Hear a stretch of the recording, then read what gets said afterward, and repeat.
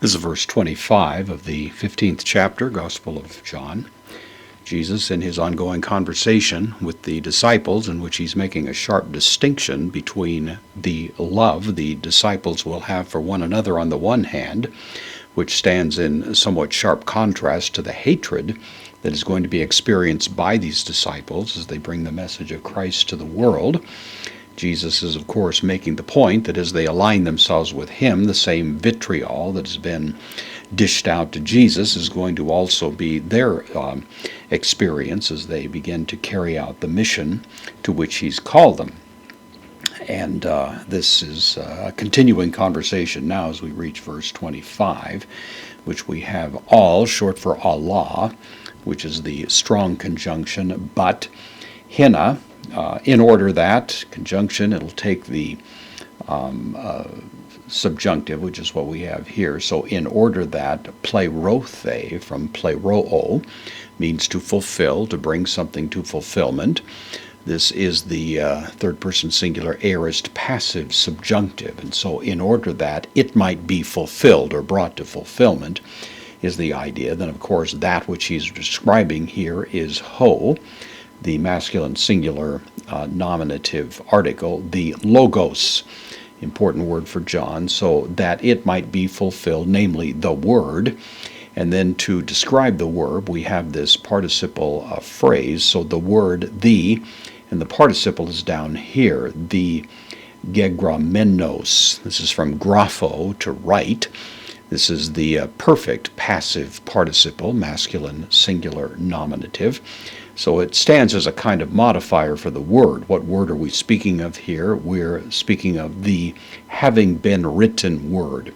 The perfect suggesting it stands written. It was written in the past, continues to be binding in the present. So in order that it, the word, the having been written word, and then to clarify that, we have now a prepositional phrase within this participle phrase. So the word, the, and then in, preposition takes the dative. So here's the dative, singular, masculine article, the in, the nomo. Of course, this is the word nomos, which means law, as in our word antinomian, other words like that.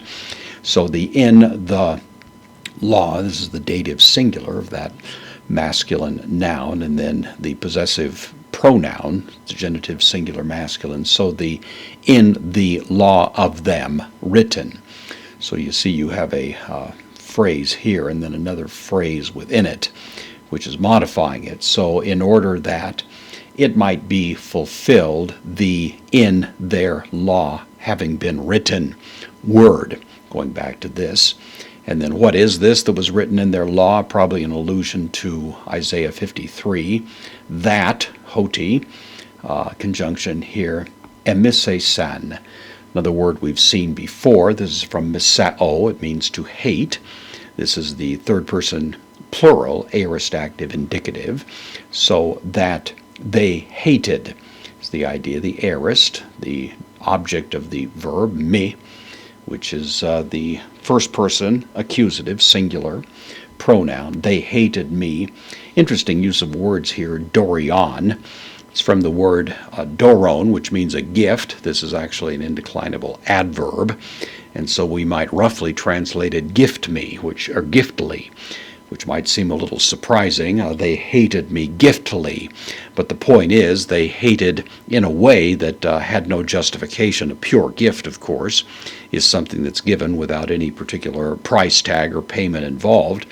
And in this way, it's idiomatically suggesting they hated me without any justification. As a pure gift, in other words, not a very happy gift, but they hated me in a way that was absolutely without any sort of cause or justification. And that's the pure hatred that the world had for Christ. It's a diabolical hatred, and Jesus is giving his disciples fair warning that they're going to be exposed to the same kind of vitriol as they carry out his mission.